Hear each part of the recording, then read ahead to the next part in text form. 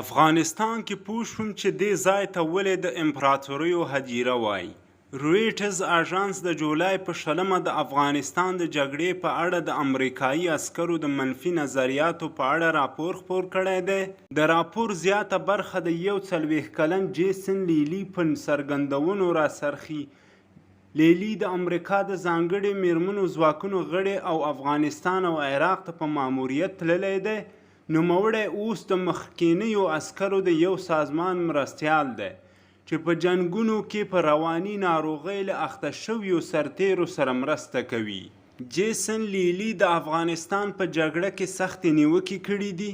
نوموړي له افغانستان نه د امریکایي ځواکونو د ایستلو په اړه د ولسمشر جوی بایډن له پرېکړې هرکلی کړی، خو وایي چې د افغانستان او عراق نه ګټل کیدونکي جنګونو ته د عسکرو له لیږلو له امله له خپل هیواد او سیاستوالو بیزاره دی. هغه رویټرز ته د افغانستان د جګړې په اړه ویلي، موږ 100% دا جګړه وبایلله، ټول هدف د طالبانو له منځه وړل و او موږ دا کار ونه کړو، طالبان به بریالي شي. لیلی زیاته کړې ده چې په افغانستان کې د خپل ماموریت پر مهال پوه شو چې مورخین دې ځای ته ولې د امپراتوریو هدیره وایي.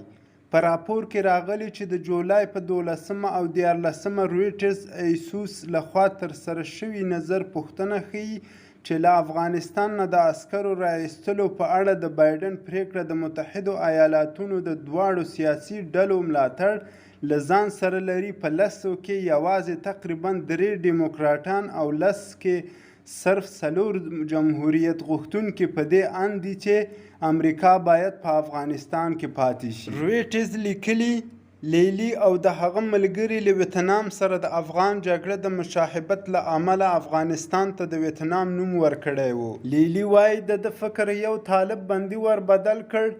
بندي ورته وویل طالبان به تر هغه وخته انتظار کوي تر څو چې متحده ایالاتونه هم د شورویانو په څیر له جګړې ستړي او ناامیده شي. هغه د 2009 کال و، دا د اوس په 21 کې یو او هغه صحیح وویل. جیسن لیلی رویټرز ته ویلي چې له افغانستان نه خپل هیواد ته تر ستنېدو وروسته یې څو کاله حتی د متحدو ایالاتو بیرغ ته هم نشوای کتلی، ځکه دی غوسه و چې ولې دی او د ده ملګري خپل هیواد د یو نه ګټل کیدونکي جنګ ته لیږلي وو.